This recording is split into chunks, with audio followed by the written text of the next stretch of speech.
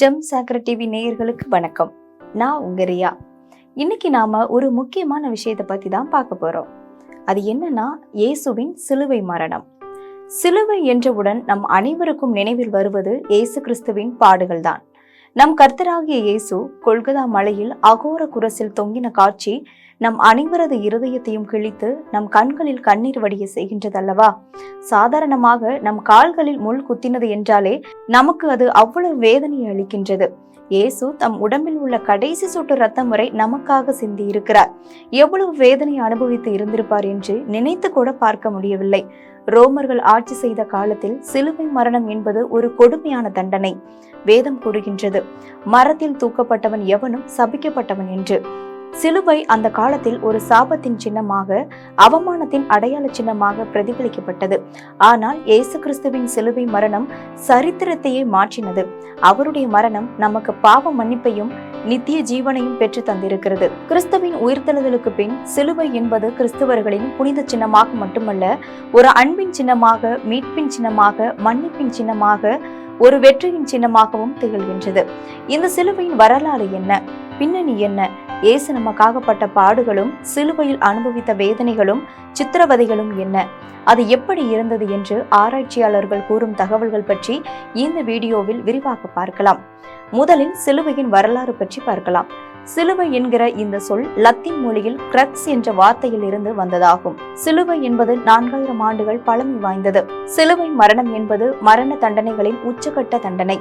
குற்றவாளிகளை சிலுவையில் அறைந்து கொல்லும் தண்டனை முறை முதன்முறையாக பெர்சியா நாட்டினரால் அறிமுகம் செய்யப்பட்டதாக வரலாறு ஆய்வுகள் கூறுகின்றன.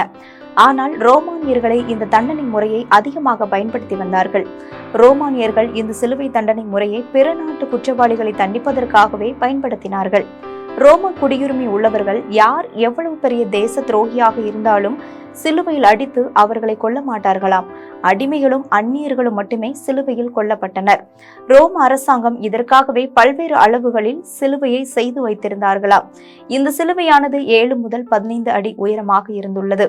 யோவான் 19ஆம் அதிகாரம் 29ஆம் வசனத்தின்படி, இயேசுவுக்கு தாகம் உண்டான போது 1 முதல் 2 அடி நீளமுள்ள ஈசோப்பு தண்டில் காடி இலை தோய்த்த கடற்காலனை ஒருவன் இயேசுவின் வாய்க்கு அருகிலே நீட்டினான் என்பதிலிருந்து ஒரு 6 அடி போர்ச்சேவகன் உயரத்திற்கும் சற்று உயர்வாகத்தான் இருந்திருக்கும் என்று தெரிந்து கொள்ள முடிகிறது.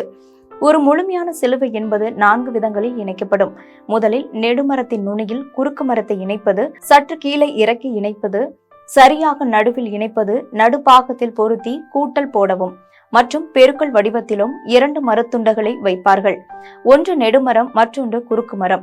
இந்த சிலுவை மரம் பாலிஷ் எல்லாம் செய்யப்படுவதில்லை. கரடு முரடாக அப்படியே தான் இருக்கும். இந்த 2 மரத்துண்டுகளும் சிலுவை வடிவில் இணைக்கப்பட்டு கிட்டத்தட்ட 150 கிலோ வரை என்று ஆராய்ச்சியாளர்கள் கூறுகின்றனர். இந்த சிலுவையில் அடிக்கப்பட்டு தொங்கப்படுவது ஒரு பெரிய கொடூரமான தண்டனையாகும். சிலுவையில் தொங்குகிறவர்களின் முழு எடையையும் அவர்களின் கைகளை தாங்கும் நிலை உருவாவதால் மூச்சு திணறலும் சோர்வும் நீரிழிப்பும் ஏற்படுவதுடன் இரத்த ஓட்டமும் பாதிக்கப்படும். நிர்வாண நிலையில் நெஞ்சடைத்து தாகமும் ஏற்படும். சில வார்த்தைகள் அவர்கள் சொல்ல விரும்பியும் சொல்ல முடியாமல் சாவு எனும் மரணத்துடன் போராடி வேதனைப்பட்டு போராட்டத்துடன் உயிரை விடுவதே சிலுவை தண்டனையின் உச்சகட்ட வேதனையாகும். சிலுவை மரணம் வழங்கப்படும் இடமே சுடுகாடு போலதான் இருக்கும். எலும்புகளும் எலும்பு கூடுகளும் மண்டை ஓடுகளும் இரத்த கரைகள் நிறைந்ததுமாய் காணப்படும். சிலுவையில் அறையப்பட்டு இறந்தவர்களின் உடல்கள் பொதுவாக அதிலேயே பல மணி நேரம் தொங்கிக் கொண்டிருக்கும். அவற்றை தின்ன பறவைகள், எலிகள் மற்றும் வேதம் கூறுவது போல சில நேரங்களில் பெரிய பெரிய கழுகுகளும் சூழ்ந்து தின்னும். பெரும்பாலும் மரண தண்டனை குற்றவாளிகள் கழுத்தில் ஒரு பலகையை தொங்கவிட்டு ஊர்வலமாக அடித்து ஜனங்கள் அனைவரும் பார்க்கும் வண்ணம் தெரு தெருவாக அழைத்து செல்வார்கள். அந்த கழுத்தில் தொங்கப்பட்டுள்ள பலகையில் அவன் என்ன குற்றத்திற்காக மரண தண்டனை அடைந்தான் என்ற காரணமும் எழுதப்பட்டிருக்கும். ஆனால் இயேசுவை சிலுவையில் அறைந்த பின்னர்தான் பிலாத்துவின் உத்தரவு போர் வீரர்களுக்கு கிடைத்தது. அதனால் இயேசுவின் கழுத்தில் பலகை தொங்க விடவில்லை. அடுத்ததாக இயேசுப்பட்ட வேதனைகளும் சித்திரவதைகளையும் பற்றி பார்க்கலாம். கெத்செமனி தோட்டத்தில் இருந்தே பாடுகள் தொடங்குகின்றது. இயேசுவின் சீஷர்கள் அவரை கைவிட்டு விட்டு தப்பிச்சா போதும்பா என்று பாய்ந்து ஓடிவிட்டனர். இயேசு மரணத்துக்கு ஏதுவான துக்கமும் வியாகுலப்படவும் தொடங்கினார். இயேசுவை கைது செய்து அவரை திட்டி நிந்தித்து பரிகாசம் பண்ணி கேலி செய்து அவர் முகத்தில் துப்பி தலையிலும் குட்டினார்கள். சில வேலைக்காரர்கள் கூட அவரை கன்னத்தில் அறைந்தார்களாம். தீர்ப்பில் இயேசு வாரினால் அடிக்கப்பட்டு சிலுவையில் அறையப்படும்படியாக ஒப்பு கொடுக்கப்பட்டார். ரோமர்கள் வாரினால் அடிக்கும் முறை எப்படி என்றால், குற்றவாளியின் ஆடையை கலற்றிவிட்டு ஒரு கம்பத்தோடு சேர்த்து கட்டுவார்கள், அல்லது ஒரு குட்டையான கம்பத்தின் மேல் குனிந்து நிற்க செய்வார்கள். கைகள் இரும்பு சங்கிலியினால் கட்டப்பட்டிருக்கும். சித்திரவதை செய்வது, அடிப்பது வாராகிய ஒரு சவுக்கால், அது மரக்கை பிடியில் தோள்களினால் ஆன பல வார்கள் அதில் இணைக்கப்பட்டிருக்கும். இந்த ஒவ்வொரு வாரின் நுனியிலும் இரும்பு கொக்கிகள் மாட்டப்பட்டிருக்கும். குற்றவாளிக்கு பின்னால் வலது பக்கத்தில் ஒருவனும் இடது பக்கத்தில் ஒருவனுமாக 2 வாட்டசாட்டமான பயில்வான்கள் மாறி மாறி குற்றவாளியின் முதுகில் வெறித்தனமாக அடிப்பார்கள்.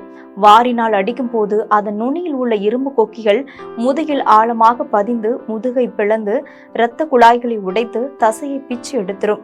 இரத்தம் பயங்கரமாக வெளியே வரும். சில நேரங்களில் உடலில் உள்ள உள் உறுப்புகளை தெரியும்படி ஆகிவிடும்.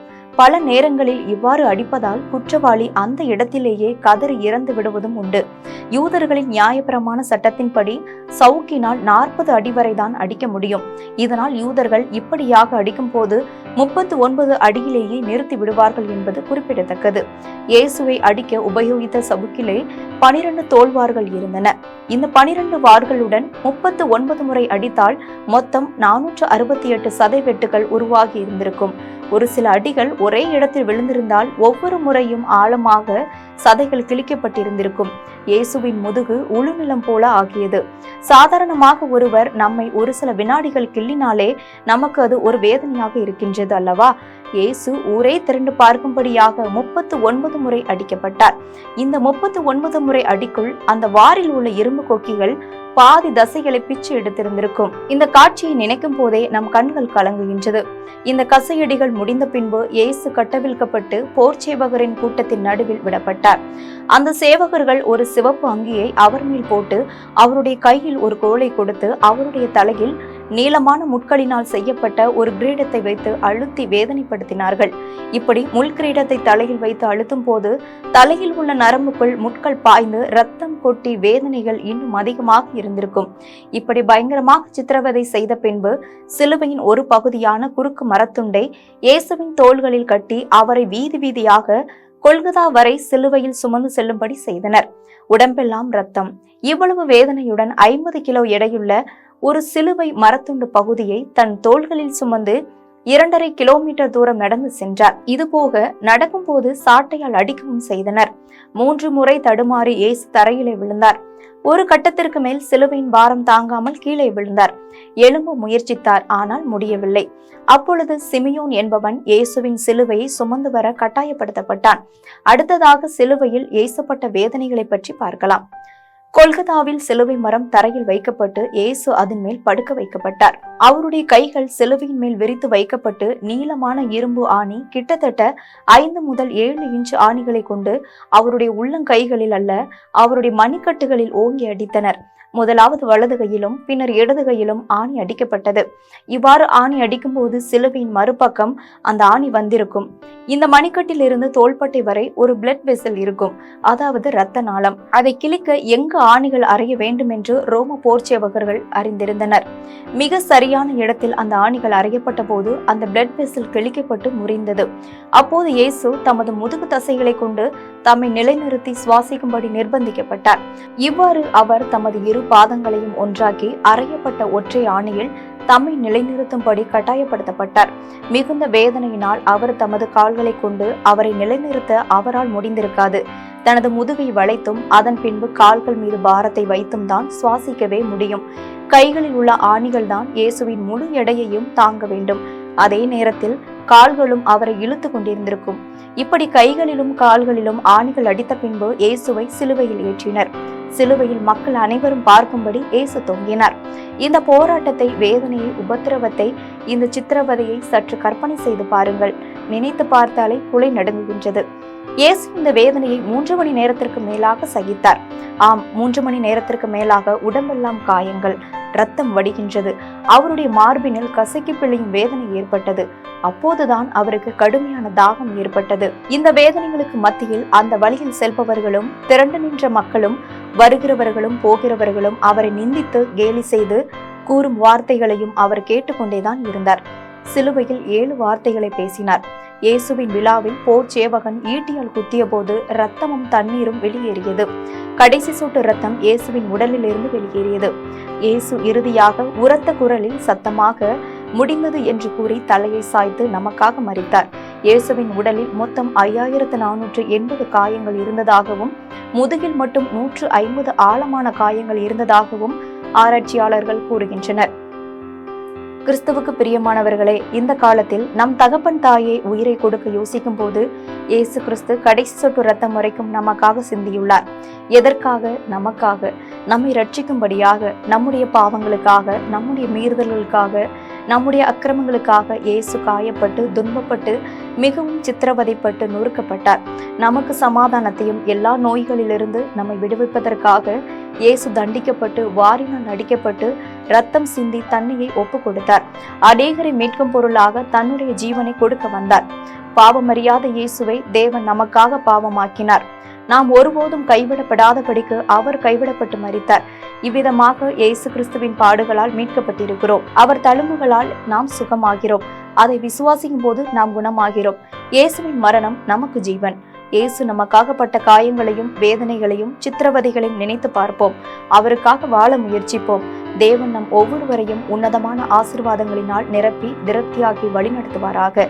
கர்த்தர் தாமே உங்களை ஆசீர்வதிப்பாராக.